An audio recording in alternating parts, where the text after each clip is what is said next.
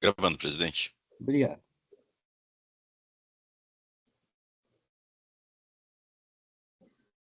Bom dia. Iniciando a sessão de julgamento da primeira Câmara Julgadora do Tribunal em Posse e Taxa do Estado de São Paulo, do dia 3 de setembro de 2024, a qual está sendo gravada e será disponibilizada posteriormente.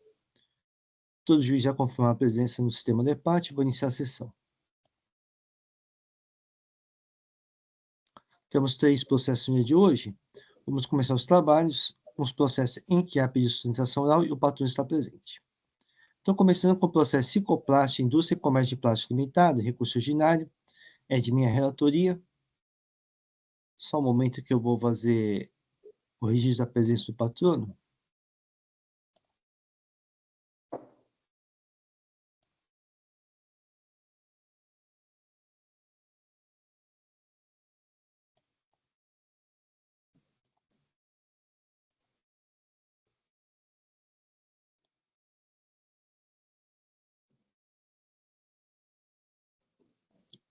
Em recurso ordinário, a acusação que acreditasse indevidamente ICMS decorrente da situação de autos fiscais relativamente à entrada de mercadoria no estabelecimento e que não tenha as condições previstas no item 3 do parágrafo 1º, artigo 59 do regulamento. A decisão primeira instância julgou procedente de autoinfração. Inconformado com a decisão primeira instância, o contribuinte interpôs recurso ordinário, alegando em síntese a boa-fé da recorrente. Por fim, requer o cancelamento das acusações fiscais. A deliberação fiscal manifestou-se por não pelo recurso ordinário. A corrente da quarta Câmara Julgadora deu pelo recurso ordinário e cancelou a autoinfração. Houve processamento de recurso especial da Fazenda Pública Estadual e a Câmara Superior anulou a decisão da corrente da quarta Câmara Julgadora. A corrente da nona Câmara Julgadora converteu o julgamento de diligência a autuado. O ponto de impressão de informações e juntou documentos. A deliberação fiscal manifestou-se, entendendo que não houve o cumprimento dos requisitos das súmulas 509 do STJ. A protesto de sustentação oral, expressamente requerido nos termos da Lei 13.457 de 2009. Dr. Lucas, fique à vontade para realizá-la. Ok, bom dia a todos, bom dia, presidente, bom dia aos juízes desse tribunal. Eu falo pela recorrente Cicoplast, Indústria e Comércio de Plásticos Limitada, né? Trata-se de auto de infração, onde a autoridade fiscal atribui à recorrente a prática de infração tributária por suposto acreditamento indevido de ICMS no valor de R$ 77.467,51, acrescido de multa e juros, no período de junho de 2011 a outubro de 2011, originário de documentos emitidos pela empresa Vetortec Brasil Resinas e Plásticos Limitada, que foi declarada inidônea em 21 de janeiro de 2015. Portanto, as operações ocorreram em 2011, o processo de cassação foi iniciado em 2013 e concluído em 2015, conforme folha 103 da ficha resumo, né? Por ocasião da fiscalização, a Cicoplast apresentou todos os documentos que foram solicitados, né?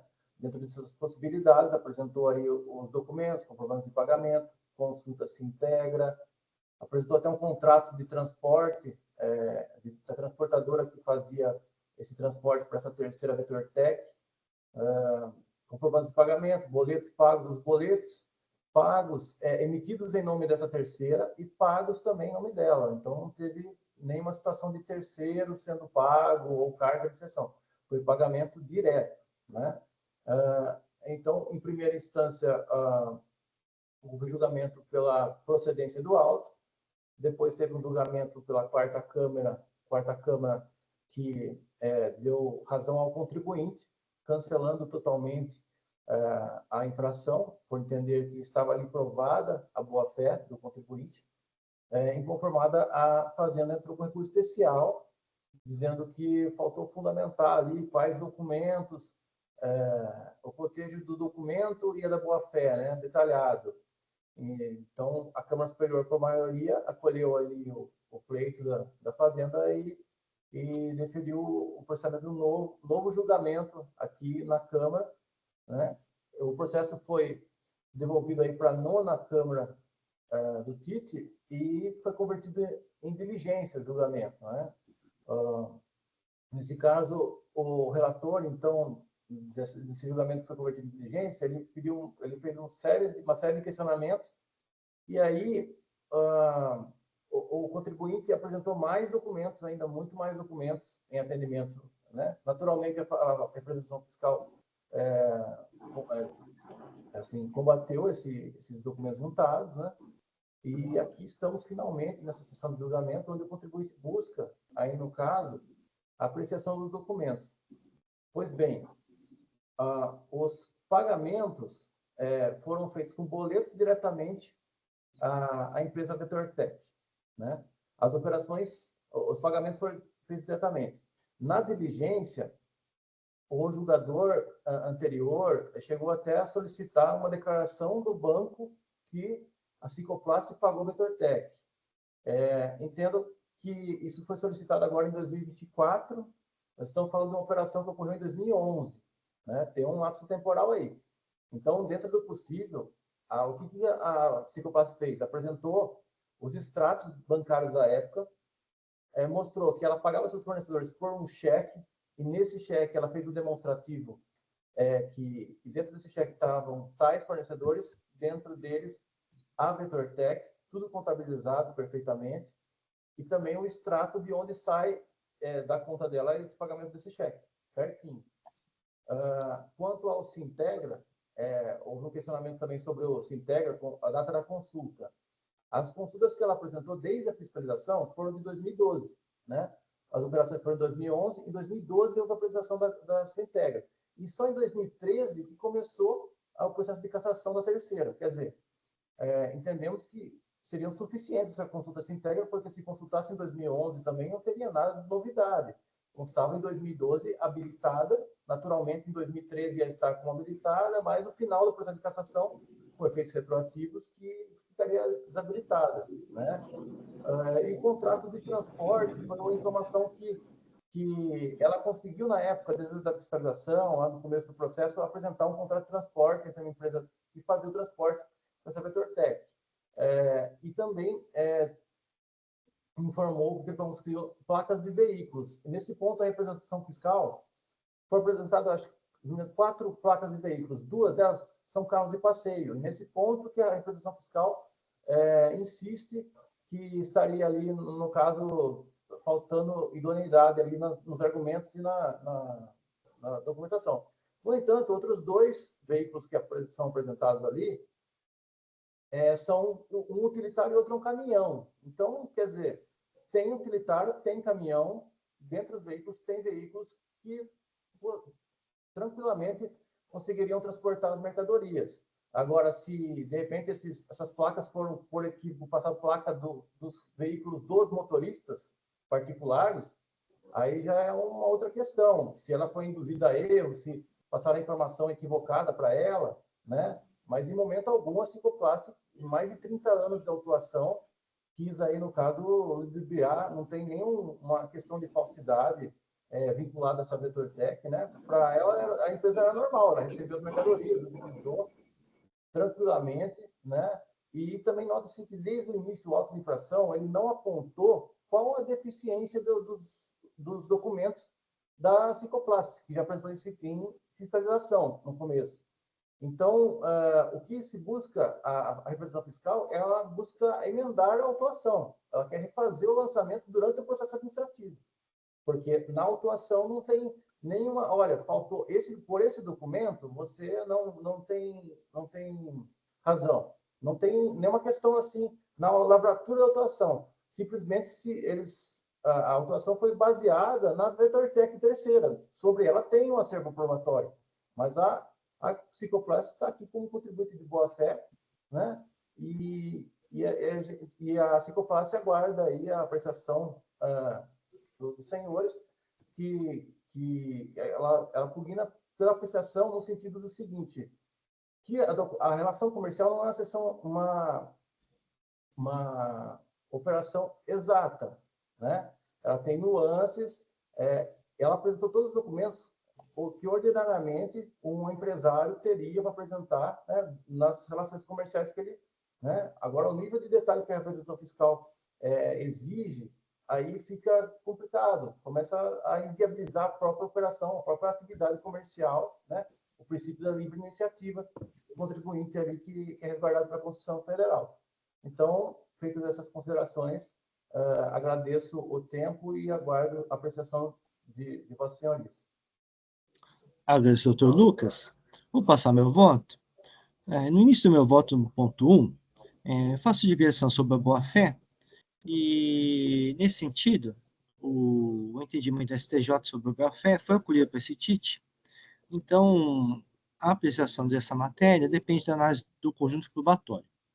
Então, no meio do meu voto do item 1, eu digo o seguinte: quanto às provas, a Câmara Superior desse CIT e o STJ aceitaram o argumento da boa-fé dos destinatários das mercadorias, acobertar a documentação fiscal inábil, desde que haja demonstração da veracidade das operações de compra e venda.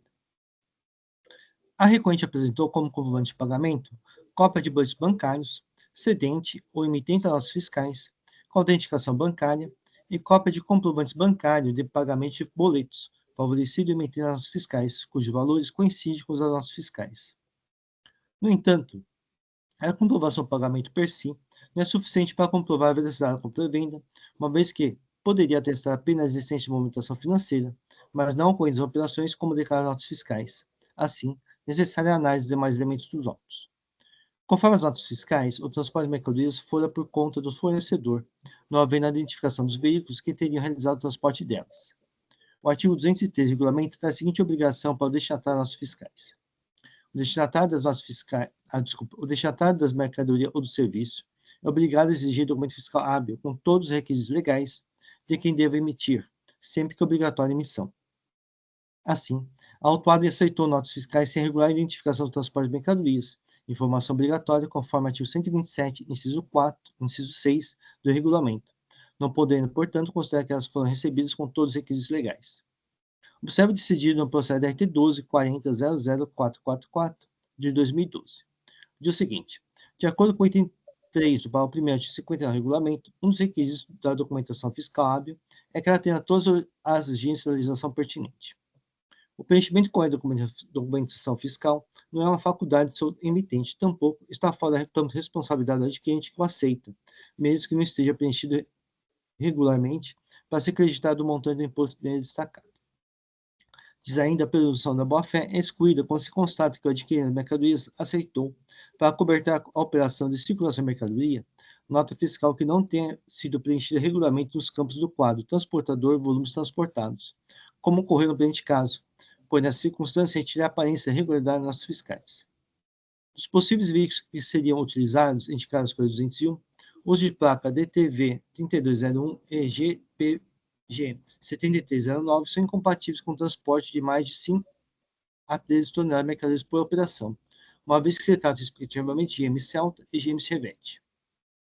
Realizar diligência para esclarecimento da matéria, a recorrente não trouxe informações complementares.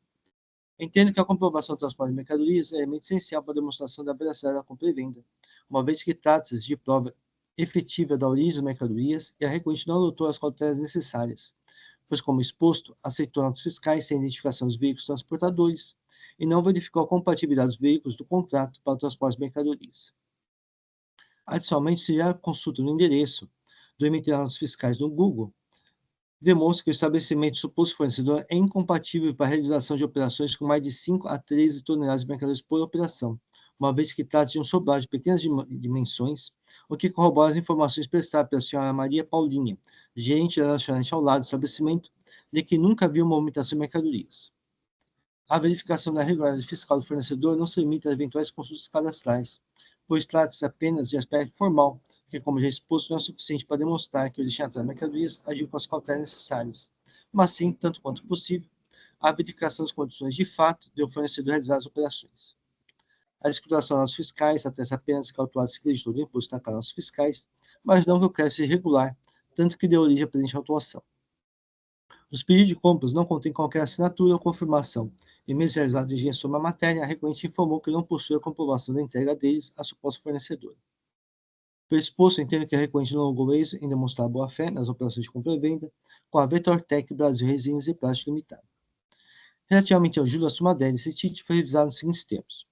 Os juros de mora aplicáveis ao montante do imposto e multas exigindo alta inflação estão limitados à taxa Selic.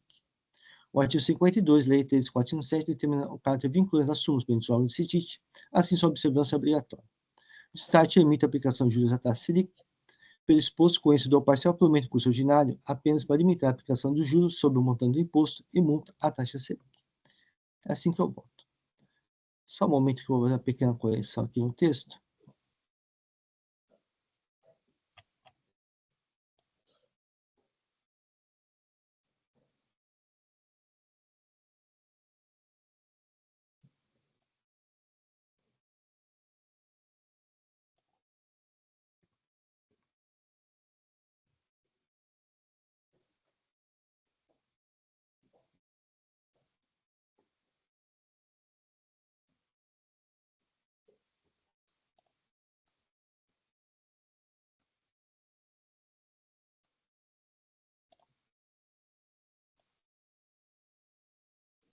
O voto está registrado, o processo está em discussão. Não havendo inscritos, vou encerrar os debates. Vou verificar o quórum de presença.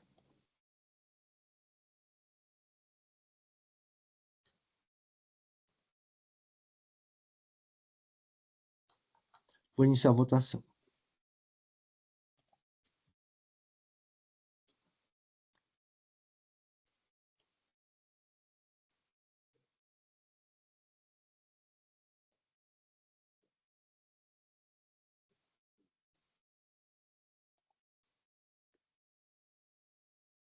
Encerrada a votação, recurso ordinário de Cicoplast Indústria e Comércio de Plástico Limitada foi conhecido e parcialmente provido nos termos do meu voto. Agradeço ao doutor Lucas, um bom dia. Bom dia, obrigado a todos. Tenham um bom dia.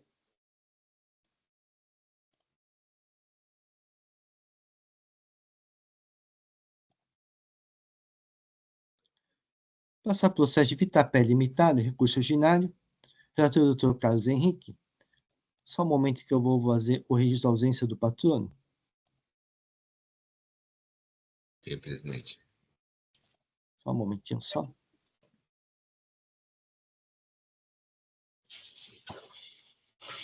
Muito bem, doutor Carlos apresenta os autos. Obrigado, presidente. O auto é composto de uma infração, creditou-se indevidamente do ICMS montante tal, nos meses de março de 2015 a setembro de 2015, decorrente da escrituração de documentos fiscais neles referenciados que não atende às condições previstas no artigo 59, parágrafo 1º, item 3 do RICMS. Houve apuração da idoneidade dos documentos fiscais emitidos por Coro Noroeste CNPJ tal, inscrição tal, nos termos do artigo 184, inciso 1 do RICMS, em decorrência da constatação de inexistência do estabelecimento para o qual foi emitida a inscrição, conforme processos final 23634. A empresa inconformada apresentou defesa, a autoridade fiscal se manifestou rebatendo todas as informações da recorrente e requerendo a manutenção integral da auto-infração. A decisão de primeira instância julgou procedente a auto-infração, mantendo as penalidades aplicadas. Inconformada, houve apresentação de recurso ordinário para este egresso tribunal. Como há pedido de sustentação oral, mas não houve apresentação do patrono, a representação fiscal apresentou parecer de folhas tais suas contrarrazões, propugnando pelo não provimento de recurso ordinário. A quarta Câmara Julgadora desse egresso Tribunal de Depositários converteu o julgamento de diligências, folha 765 e 768, para a recorrente apresentar-se, no prazo de 30 dias, os extratos bancários com a saída dos recursos mencionados nos comprovantes de pagamento trazidos nos autos, e microfilme dos cheques também relacionados nas provas constantes dos autos, indicando expressamente o nome do fornecedor. A apresentação fiscal se manifestou informando que a recorrente é constumaz atuada por crédito indevido em decorrência de documento inidôneo, já tendo sido atuado por esse motivo, nada menos do que 69 vezes destas, 52 vezes a decisão final do contencioso foi pela manutenção do auto-infração, a qual a recorrente optou por não se defender. A recorrente peticionou requerendo a juntada de documentos para atendimento a dirigente determinado. A representação fiscal se manifestou acerca dos documentos e requeriu que fosse negado o provimento do recurso ordinário. Também a representação fiscal peticionou de folhas tais requerendo a aplicação da súmula 10 para limitar o índice de juros de mora previsto no artigo 96, incidentes sobre os tributos federais, reduzindo tanto os juros de mora quanto a atualização do valor básico da multa exigida no auto-infração inicial. Houve nova conversão de julgamento de diligência para que a fiscalização se manifestasse sobre as provas juntadas pela recorrente.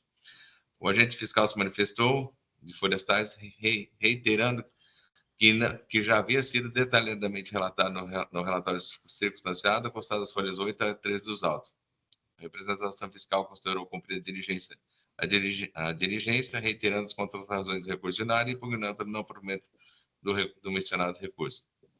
A recorrente apresentou réplica à manifestação da representação fiscal, reiterando os termos do recurso para apresentado, e vieram conclusos. Vou direto ao voto.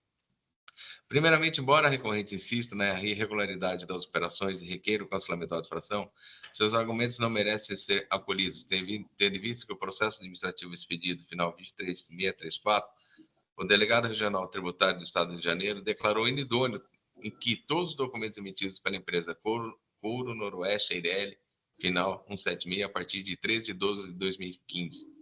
Como acertadamente mencionado na decisão de primeira instância administrativa, verificando o físico que a inscrição estadual foi obtida ou está sendo utilizada para fins de espúrios, poderá anular ou efetuar a revogação do auto de concessão, procedimento que é reconhecido por entendimento do Supremo Tribunal Federal, a súmula 473, da qual transcrevo. Neste caso, não há que se falar em nulidade da auto-infração ou do direito de crédito destacado em documento declarado hábil. A recorrente invoca a sua boa-fé para afastar as acusações. No entanto, a súmula 509 proferida pelo STJ, ao tratar de matéria, reconhece o direito ao aproveitamento de crédito do imposto ao comprador de boa-fé, desde que demonstre a veracidade das operações, da qual transcreva também a súmula 509. Neste ponto, vale destacar que, à luz da referida súmula e de seus precedentes, a condição de comerciante de boa-fé está sujeita ao adimplemento cumulativo e simultâneo de alguns requisitos, entre eles: a. Demonstração da veracidade das operações de compra e venda, inclusive com a apresentação das suas tratativas comerciais e da comprovação do transporte das mercadorias. B. Comprovação de que o contribuinte, à época das operações, verificar a regularidade fiscal do seu parceiro comercial e a existência de provas de pagamentos das empresas cujos pagamentos fiscais foram declarados inidôneos. Este também é o entendimento que deve ser trilhado por este egresso Tribunal de Impostos e Taxas. Da análise das provas carreadas para os autos pela recorrente, com o objetivo de comprovar a veracidade das operações, conclui-se que esta não restou comprovada, pois, em cumprimento da diligência solicitada pela Colenda 4ª Câmara Julgadora deste egresso tribunal, a recorrente junta documentos folha 775 a 1305, mas da análise de tais documentos evidencia que não foram juntados como apontado pela representação fiscal e suas contrarrazões e manifestações do cumprimento da diligência. 1. Extratos bancários e supostos pagamentos TEDs efetuados em outubro de 2015, referentes aos notas fiscais 174, 185, 187, 199, 204 e 209. Tem 2. Pagamento referente TED de 29 de 5 de 2015, no valor de R$ 85,00, extrato Banco Brasil, folha 1236 a 1246. Tem 3. Valores dos comprovantes TEDs e cópias dos cheques apresentados não guardam, na maioria dos casos, correlação exata com os valores das notas fiscais, além do fato da grande parte dos casos, para um mesmo TED, a recorrente informa apenas de forma manual o pagamento de diversas notas fiscais. Item 4. Os comprovantes de TEDs, por si sós, não são hábeis para demonstrar a liquidação financeira das operações mercantis, muito menos a existência de fato das operações mercantis descritas nos documentos fiscais, sendo que demonstram, no máximo, uma transferência bancária de valores, determinada unilateralmente pela recorrente. Item 5. As contas bancárias da empresa com endereço declarado no Estado do Rio de Janeiro era da Caixa Econômica Federal da Agência 90, na cidade de Belo Horizonte, e do Banco Mercantil, Agência 14, na cidade de Conselheiro Lafayette, Minas Gerais, conforme comprovante de TED juntados. Item 6. No caso das cópias dos cheques, a informação dos números das notas fiscais, aos quais se referem. No entanto, em sua maioria, esses cheques não abrangem o valor total da nota fiscal. E o item 7. Existem recibos dos cheques que abrangem pequeno valor da nota fiscal e são assinados pelos motoristas das transportadoras, que têm endereço no Paraná, São Paulo, Minas, Santa Catarina e Mato Grosso, nenhum do Estado do Rio de Janeiro. Assim, a documentação apresentada para a comprovação dos pagamentos é frágil e não pode ser aceitos os documentos apresentados como prova de pagamento, eis que não cumpre os requisitos para tal, como destacado pela representação fiscal e em suas contrarrazões, e manifestação sobre os documentos juntados em cumprimento de diligência determinada pela Colenda da Câmara Julgadora. A apresentação de consulta do CITEG, sendo que nas datas das notas fiscais de que as empresas fornecedoras encontram-se habilitadas, por si só não caracteriza elemento suficiente para comprovar a idoneidade das operações e a boa-fé da recorrente. Ademais, como consta o relatório de atuações constantes das contas razões apresentadas pela Fazenda Estadual, a recorrente é contumaz, atuado por crédito devido em decorrência de documento inidôneo, já tendo sido atuado por esse motivo nada menos de 69 vezes, e destas 52, a decisão final do contencioso foi pela manutenção da auto-infração ou a recorrente optou por não se defender. O acervo probatório, ainda que a recorrente tenha apresentado a mencionada documentação de folha 775-1305, não demonstra a sua veracidade, bem como a regularidade do fornecedor, razão pela qual não ficou configurada a boa-fé, ou seja, a boa-fé não restou cabalmente comprovada. Os artigos 20 e 21 da Lei 6.374/89, que tratam da cassação da suspensão da nulidade da inscrição estadual dos contribuintes, estão disciplinados especialmente no RICMES, na portaria CAT 96/2005, nos termos da cláusula 6ª do ajuste 7/2005, por ocasião da recepção de cada nota fiscal pela Secretaria da Fazenda para fins de autorização de uso. É feita uma validação de forma ao fato da empresa estar com o uso da nota fiscal autorizado pela Secretaria da Fazenda. Não representa atestado de idoneidade, pois não é ato constitutivo de direito, podendo a Fazenda rever as operações verídicas e declarar os documentos que amparam como inidôneos. Por conseguinte, não tendo sido atendidas as condições previstas no artigo 59 e 60 do RICMES, não há imposto a ser compensado pela recorrente, pois como o imposto não foi comprovadamente pago, nos termos do artigo 61 RICMES, na etapa anterior, não sendo possível a tomada do crédito. Deste modo, certo que o agente administrativo agiu nos termos da lei, meu entendimento é no sentido que a legislação tributária em vigor é vinculante para a atividade de lançamento efetuada pela fiscalização tributária, devendo o órgão de julgamento verificar sua aplicação, haja visto que o órgão de julgamento e o fisco paulista estão vinculados à lei de obediência e ao princípio da legalidade, não havendo, assim, que se falar em ofensa aos princípios constitucionais mencionados. Deste modo, as multas de caráter coercitivo visam estimular a prática operacional, restando perfeitamente subsumíveis à hipótese dos autos. As multas aplicadas estão previstas na legislação eficaz, especificamente no artigo 85 das 6.374/89, não havendo que se discutir acerca de seu montante. Não há como ser aplicado, no caso da redução, a multa prevista no 517-A, eis que não se encontram configurados os pressupostos legais indispensáveis para a aplicação da relevação ou redução da redução da penalidade, tendo em vista que ocorreu o creditamento indevido e que acarreou a falta de pagamento de ICMS, além de antecedentes fiscais da recorrente que impede a concessão do benefício, pois há contra ela lavrados uma quantidade enorme de outros autos de infrações, conforme apontado no relatório juntado nas contas razões da Fazenda Estadual, razão pela não estar impedida a ser completada de tal benefício. No tocante a taxa Selic, os juros de moedas, como bem destacado pela representação fiscal, deve ser aplicada a limitação quando estiverem para patamar superior à taxa Selic, em que devem ficar limitadas à taxa federal com fundamento da súmula 10 em sua versão revisada, conforme transcrevo. Antes disposto, decido por conhecer o recurso ordinário e dar-lhe parcial provimento para limitar os juros de mora incidentes sobre a principal taxa Selic, com fundamento da súmula 10 em sua versão revisada em 9/6/22, mantendo no mais a íntegra da decisão que foi proferida em sede de julgamento de defesa. É assim como eu voto, presidente.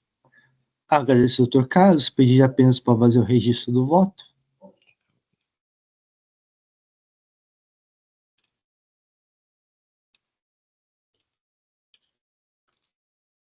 Está registrado, presidente. Muito bem, o voto está registrado, o processo está em discussão. Não havendo inscritos, vou encerrar os debates. Vou verificar o quórum de presença.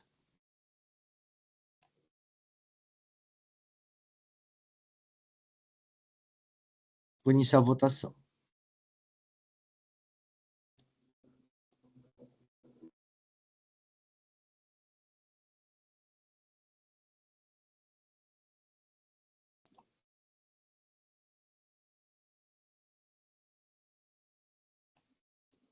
Iniciada a votação, o recurso ordinário Vitapé Limitada foi conhecido e parcialmente provido nos termos do voto do Dr. Carlos Henrique.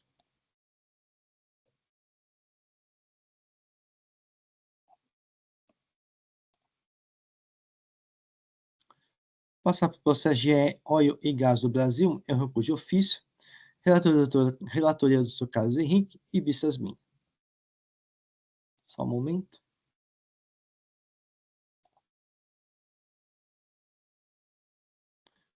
Doutor Carlos, poderia fazer uma breve síntese do voto anterior seu? Sim, presidente. Bom, o auto compôs de uma infração, deixou de pagar por meio de recolhimentos especiais, no valor de tanto, devido à importação por enquadramento devido nos itens 1 e 2, parágrafo 1º, artigo 3º da Decreto 58.388, uma vez que as operações de importações praticadas pelo contribuinte GEOI em 12 de 6 de 2013 e as devidas datas descritas não estão abrangidas pelo diferimento previsto no Decreto 58.388 de 14 de 9 de 2012. A empresa apresentou defesa, houve conversão de diligência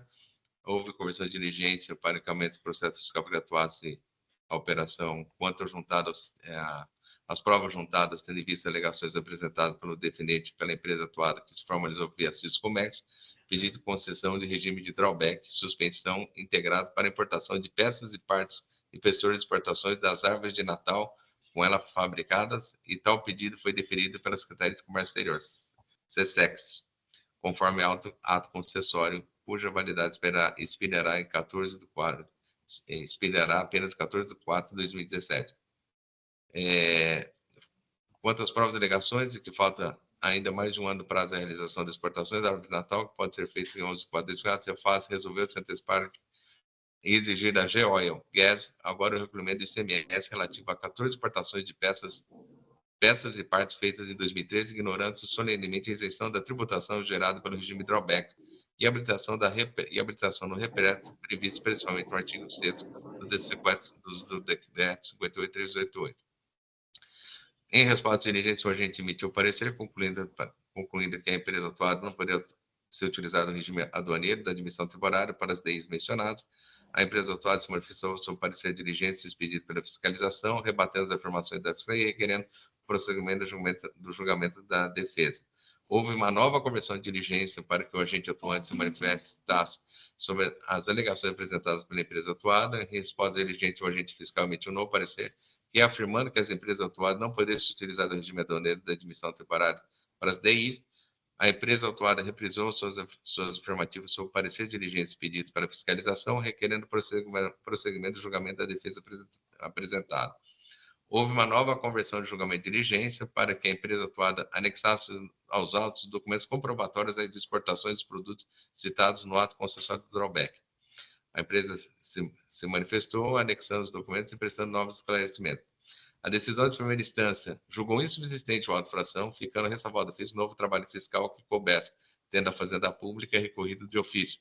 A representação fiscal, no parecer, manifestou-se pelo provimento do recurso de ofício, tendo a empresa atuada apresentado suas contratações de folhas 4.235.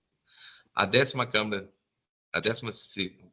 Câmara de Segredo de Impostos e Taxas converteu o julgamento de diligência para que a autuada esclarecesse a diferença de quantidade constante do ato concessório de drawback comprovado no deferimento de eventuais pedidos de alteração e trouxesse nos autos documentos comprobatórios de fazer jus à isenção, especialmente de provas de apresentação dos documentos do posto fiscal que está vinculados aos registros de exportação, até totalizar as quantidades que deveriam ser exportadas do ato concessório. Cópias de documentos fiscais, exportações, comprovantes, utilização de mercadorias exportadas na fabricação de produtos exportados, e de que após exportação houve isenção dos tributos federais dentro de outros, bem como se faz justo a redução da carga tributária relativamente ao repete. Houve a representação fiscal de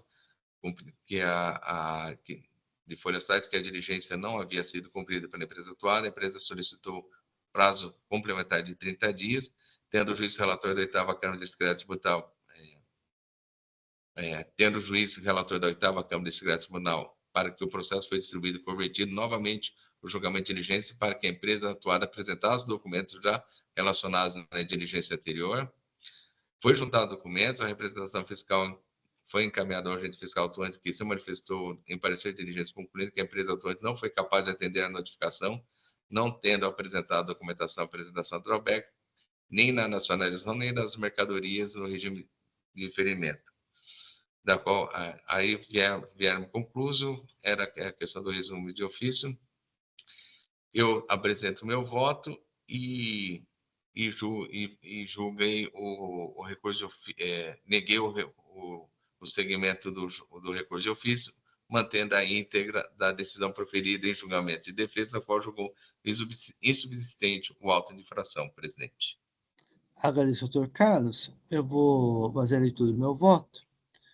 Pedir vistos suplentes autos para analisar melhor o voto do relator, cujo bem elaborado relatório peço licença para adotar. Conforme relata a acusação fiscal, o fundamento do ofício para lançamento fora o enquadramento indevido nos itens 1 e 2 do parágrafo 1º, artigo 3º do decreto 58.388/2012. O fisco argumenta, folha 282, que item 5.2, pelo CADESP, o quinário principal da GE Oil é 28.51.800, fabricação de máquinas e equipamentos para prospecção e extração de petróleo, peças e acessórios, sendo assim, o contribuinte poder utilizar-se do regime do regime aduaneiro de administração temporária para bens e mercadorias fabricados no país. Apenas isso, e não para importação de mercadoria estrangeira, a ser reunida em produto intermediário em sua linha de produção. No entanto, há também previsão da isenção no artigo 22, anexo 1 do regulamento, como alegado pelo autuado em sua defesa. Artigo 22, drawback. Desembaraço aduaneiro de mercadoria importada do exterior sob regime de drawback na modalidade de suspensão, desde que a mercadoria seja empregada ou consumida no processo de industrialização de produto a ser exportado. E o ato concessório de regime aduaneiro comprove tratar-se de drawback modalidade de suspensão, beneficiado com a suspensão do imposto de importação e imposto sobre produto industrializado. Inciso 2. O importador promove a efetiva exportação do produto resultante em industrialização da mercadoria. De acordo com as leis juntadas pelo fisco, verifica-se que, de fato, as importações ocorreram com drawback, modalidade de suspensão, beneficiado com a suspensão do imposto de importação e imposto de produtos industrializados. Conforme folhas 260, 262, 322 e 324, a validade do ato concessório drawback, modalidade de suspensão, é de 11 de 4 de 2012 a 11 de 4 de 2017, ou seja, ao tempo das importações, ele ainda estava vigente para usufruir do benefício fiscal. Nas notas fiscais de entrada de mercadorias importadas, no campo Observações, há expressa indicação da isenção do artigo 22, anexo 1 do regulamento, e do referido ato concessório, como determina o parágrafo 3º, artigo 22, anexo 1 do regulamento. Ainda no extrato de licença de importação do Siscomex, validade da LI para despacho, de 18 de 2 de 2013 a 27 de 4 de 2015, também há indicação de que as importações ocorreram mediante o ato concessório drawback, modalidade de suspensão. Deste modo, pelas provas acima apontadas, entendo que houve demonstração da validade do ato concessório drawback, modalidade de suspensão, número 2012-0010-615. Assim, no momento flagelador, desembarque da mercadoria ou bens importados exterior, artigo 2º, inciso 4, lei 6374, havia o cumprimento da condição prevista no inciso 1, artigo 22, anexo 1 do regulamento, sendo, portanto, aplicável a referida isenção neste momento. A condição da efetiva exportação do produto resultante da industrialização da mercadoria é aferida no momento futuro ao desembaraço da mercadoria ou bem importado do exterior.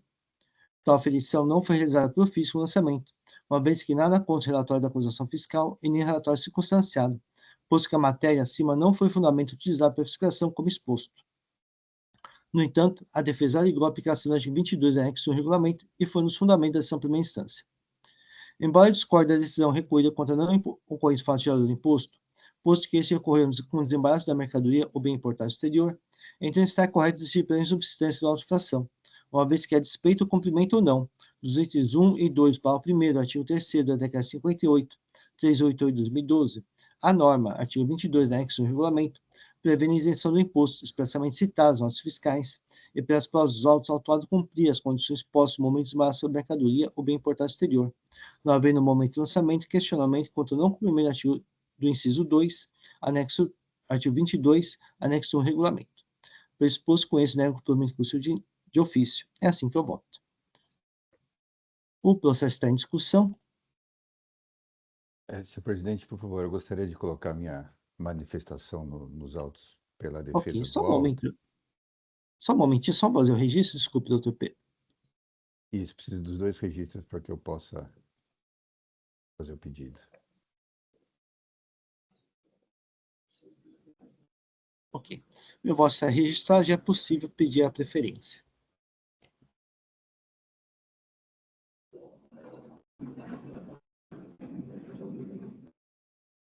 Preferência concedida pelo doutor Pedro.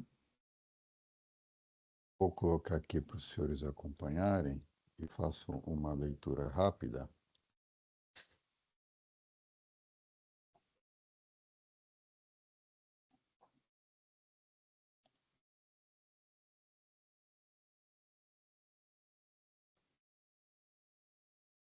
Pronto, acho que já está disponível aos senhores, então passo à leitura. Então, com todo respeito aos votos apresentados, o recurso de ofício há de ser provido.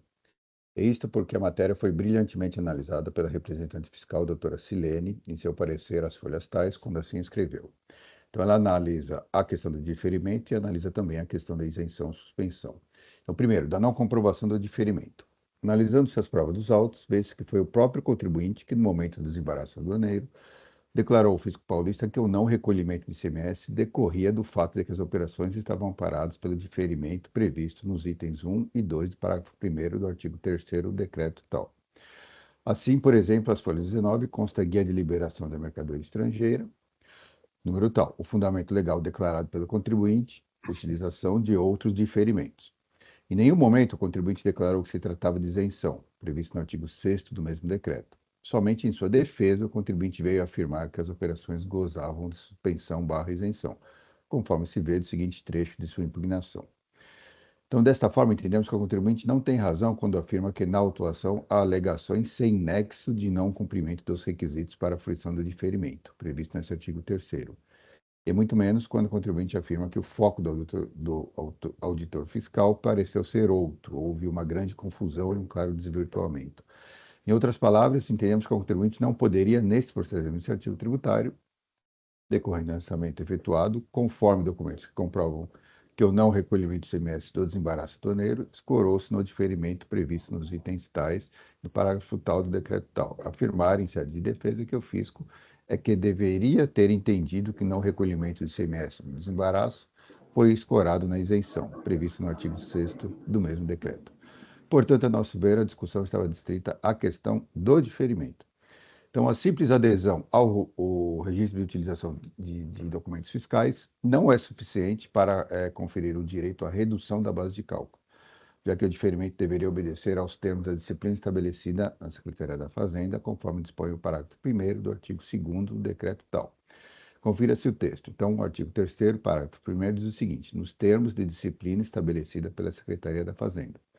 No caso, a disciplina estabelecida pela Secretaria da Fazenda é a Portaria CAT 9013, que está indicada, aliás, no próprio texto do decreto. Então, o decreto diz o seguinte: disciplina o credenciamento para fins de aplicação. Então, é necessário esse credenciamento. Então, portanto, em nosso entender, a menção à referida portaria não consubstancia inovação no critério jurídico do lançamento, eis que o parágrafo 1º do artigo 3º consta do relato infracional, e é este parágrafo que faz remissão à disciplina estabelecida pela Secretaria da Fazenda e disciplina que não foi dada como cumprida pelo contribuinte. Quanto ao pagamento parcial da DI e tal, temos que não pode ser aceito como pagamento, eis que não é comprovante, mas sim apenas um compromisso. Então, diante disso, temos que a infração está plenamente caracterizada e o contribuinte não conseguiu elidir a acusação fiscal. A representante Silene foi além, ela também analisou a questão da não comprovação da isenção. Então, de qualquer forma, passamos a analisar os documentos trazidos pelo contribuinte, já que foram acatados pelo juiz relator à época em que ela fez essa manifestação, para considerar as operações de importação e que estivesse valido o alegado drawback, né? Então, voltando ao trecho da defesa já transcrito, além disso, o ingresso dos equipamentos ao país veio acompanhado de guia para liberação de mercadoria estrangeira, com carimbo e chancela e deferimento da Secretaria da Fazenda, já que referidas operações gozavam de suspensão e isenção do imposto estadual. Então, primeiro é preciso apontar no trecho em negrito que não existe a figura de suspensão e isenção do imposto estadual, conforme o artigo 6º do decreto tal. Isso porque o que este artigo diz é que se aplica a isenção no desembaraço aduaneiro quando a mercadoria estiver sob o amparo do regime de drawback, na modalidade de suspensão, e que ficam submetidos ao repetro, conforme previsto no artigo 22 do anexo 1 do regulamento. Confira-se. Então, artigo 6º do drawback aqui fala o que se aplica. Aqui vale repetir o que disse o contribuinte, na verdade, o que se deseja é o reconhecimento da isenção do ICMS previsto no artigo 6º. Entretanto, eventual reconhecimento da isenção não pode ser apreciado em processo administrativo tributário. O artigo 93 da 13457 é claro nesse sentido. Mesmo assim, passamos a analisar os documentos trazidos pelo contribuinte. O artigo 6º impõe duas condições para a aplicação da isenção. Primeira, que o bem ou mercadoria importado do exterior esteja ao amparo do regime de drawback, na modalidade de suspensão. E 2, que o bem ou mercadoria importado do exterior fique submetido ao repeto, conforme previsto no artigo 22, anexo 1. No caso, infere-se que a modalidade de regime de drawback é suspensão, conforme print que o contribuinte trouxe às folhas atrás. Ali consta que o tipo de drawback que foi concedido ao contribuinte, conforme se vê, é modalidade suspensão e tipo de ato concessionário genérico.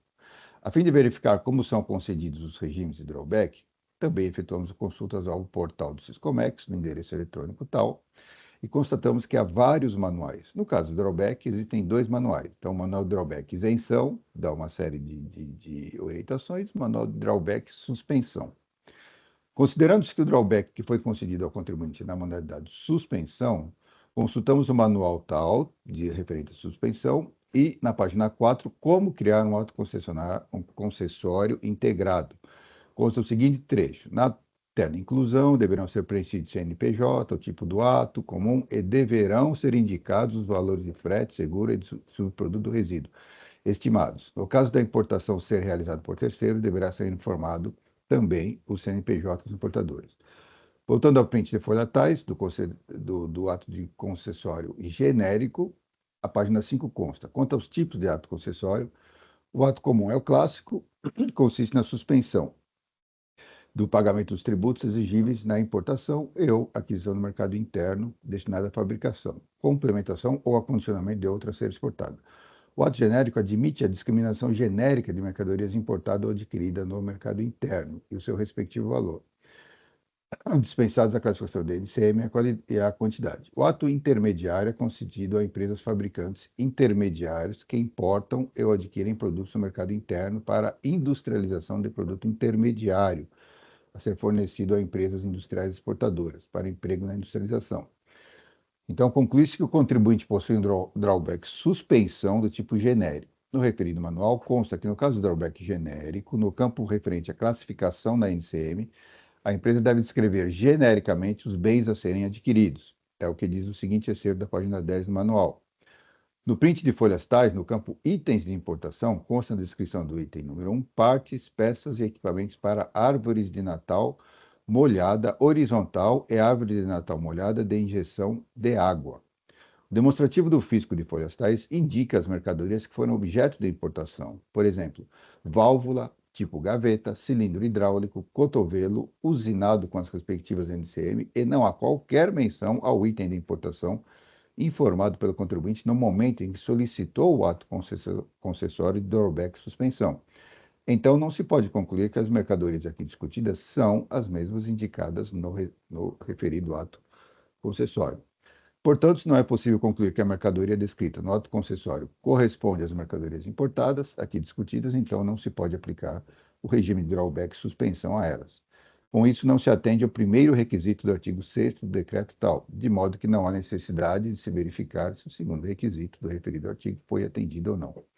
Mesmo não sendo necessário, temos que também não foram atendidas as disposições contidas no caput do inciso 1 do artigo 22, e no parágrafo 2º e 3º e 4º à época, já que o print de folhas tais não substitui a comprovação da exportação. Não há nota fiscal de saída da mercadoria importada, assim como não há comprovação de que a mercadoria foi empregada ou consumida no processo de industrialização de produto a ser importado. Em verbis com as redações à época, traz aqui a legislação.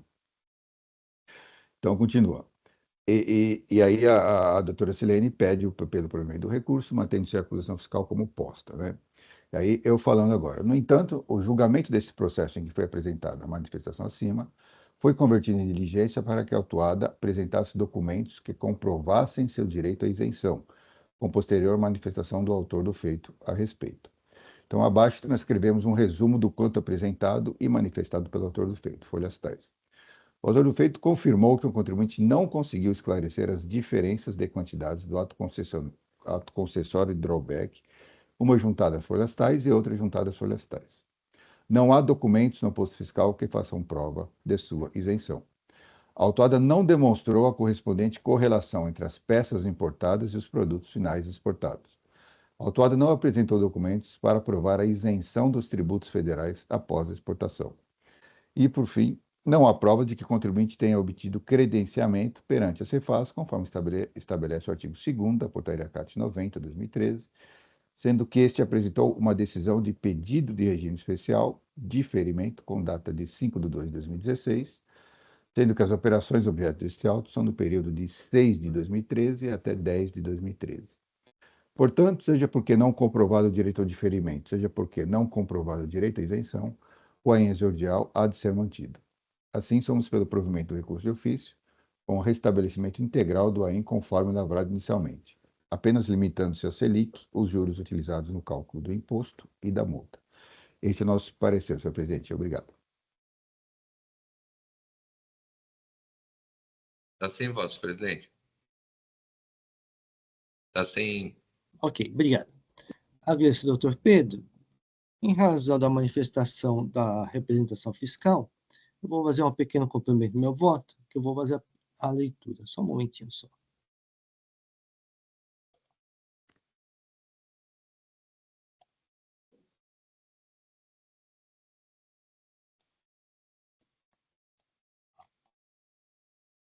Digo o seguinte: entendo que o artigo 6º do Decreto 58.388/2012 não estabeleceu isenção específica para o reperto, mas sim esclarece que se mantém a isenção para o reperto, que já está previsto no artigo 22 da anexo 1 do regulamento. Ademais, o fundamento da atuação não foi a isenção que é previsto no artigo 6º do Decreto 58.388/2012 ou no artigo 22 do anexo 1 do regulamento, ou seja, não se vislumbrou a incidência referidas normas.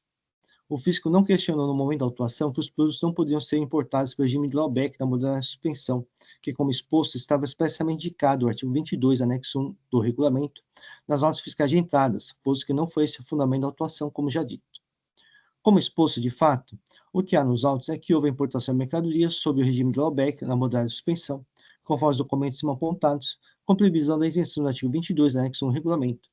Ou seja, a subsistência da autuação decorre em razão de, em sua origem, não haver prova suficiente que houve falta de pagamento por meio de requerimentos especiais. Artigo 85, inciso 1, a linha E da Lei 674, pois no momento do desembaraço aduaneiro, pelas provas dos autos, havia previsão do referido artigo 22, anexo 1 do regulamento. Ademais, com todo o exposto, os elementos da autuação não permitem determinar com segurança a natureza da infração, como determina o artigo 11 da Lei 13.457. Assim, com todo respeito ao entendimento da doutora reputação fiscal, manter um entendimento bem subsistente da autoinflação. Então, é assim que eu voto.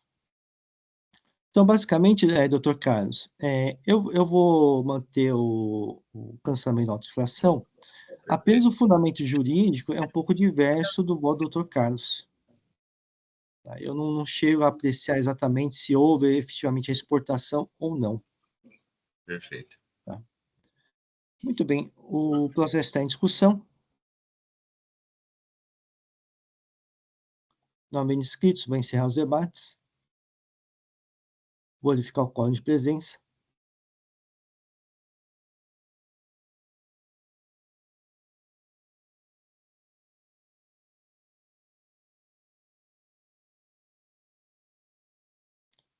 Vou iniciar a votação.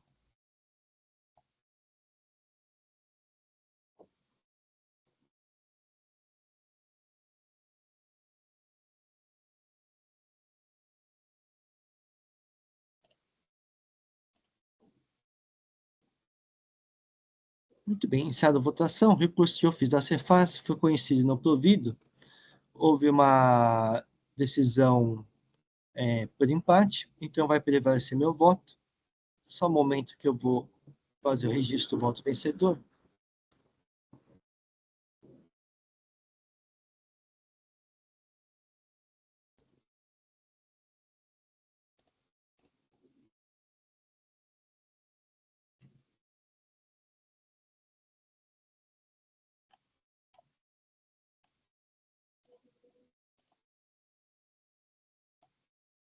Muito bem, recurso de ofício da Cefaz no processo GE, Óleo e Gás do Brasil foi conhecido e não provido.